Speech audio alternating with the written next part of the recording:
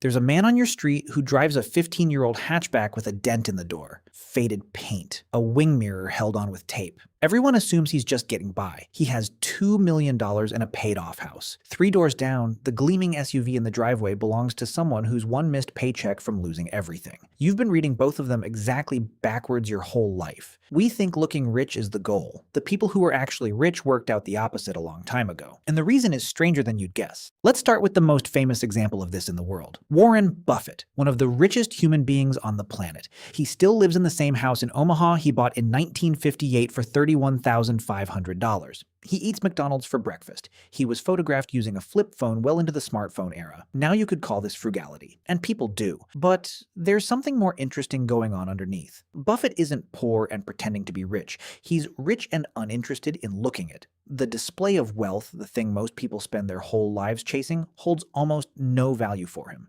He's not denying himself anything. He just never wanted the thing in the first place. And once you notice that pattern, you start seeing it everywhere. Ingvar Kamprad, the founder of IKEA, was worth tens of billions and drove a 15-year-old Volvo. He flew economy. He told people to use both sides of a sheet of paper. Ask these people why, and you rarely get a lecture about saving. You get a shrug. The expensive version simply doesn't make their life better, so why pay for it? That's the tell. They're not resisting temptation. They genuinely don't feel it.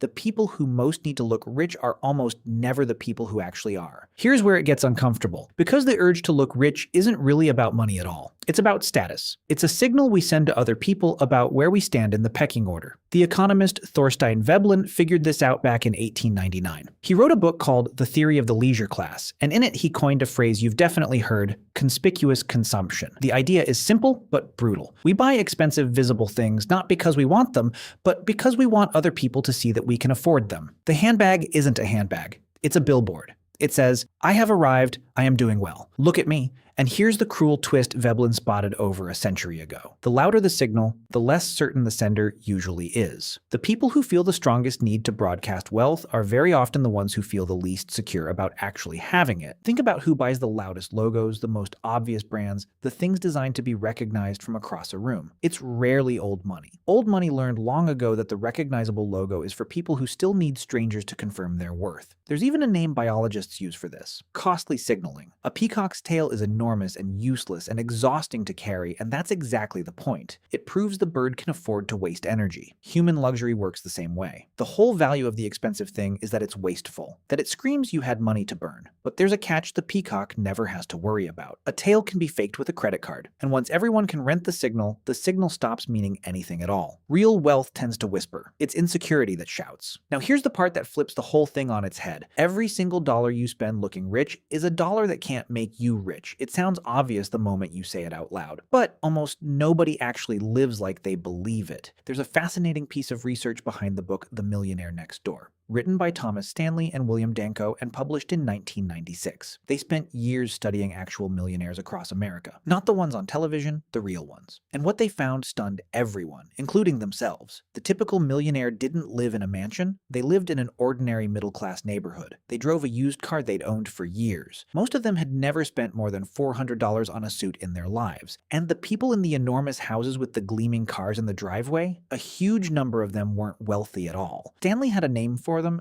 He called them income statement affluent, people with high incomes who spent every penny of it. They looked rich precisely because they weren't building wealth. The money rushed out the door as fast as it came in, wearing the costume of a lifestyle. There's a number Stanley liked to point to. A startling share of the people driving the most expensive luxury cars weren't millionaires at all. They'd simply stretched themselves thin to sit in the right seat. And plenty of actual millionaires were driving something modest and paid off. And there's a trap hidden inside the costume. Every upgrade quietly becomes the new normal. The car that thrilled you in the showroom is just your car within a month, and now your eye drifts to the next one. The lifestyle ratchets up and almost never back down. That's the quiet truth underneath all of it. The things you can see. The car, the watch, the house, the holiday. That's the money that already left. The wealth is the part you'll never see, because it's still there. But there's a hidden cost to looking rich that goes way beyond the price tag, and almost nobody factors it in. When you look wealthy, you quietly become a target. Not just for thieves, though that's part of it. You become a target for other people's expectations. Think about what actually happens the moment people decide you have money. Everything shifts. Friends start assuming you'll grab the check, relatives begin dropping hints about loans, you get pulled into the expensive trips. the expensive dinners, the whole lifestyle that has to match the image you've created. You've built yourself a cage and handed everyone else a copy of the key. There's a reason the phrase keeping up with the Joneses has survived for 100 years. Once you start performing wealth, you can't quietly stop, because the performance demands a bigger sequel every single year. The new car has to be newer, the holiday has to be better, the image is a debt, and the interest payment is due every 12 months whether you can afford it or not. Looking poor, on the other hand, buys you something genuinely priceless. It buys you the freedom to say no without explaining yourself. Nobody expects the man in the 10-year-old Toyota to fund the group holiday. Nobody resents him for ordering the cheapest thing on the menu. And it goes further than money. When nobody expects anything of your image, you stop spending energy maintaining it. There's no anxiety about being seen in the wrong restaurant,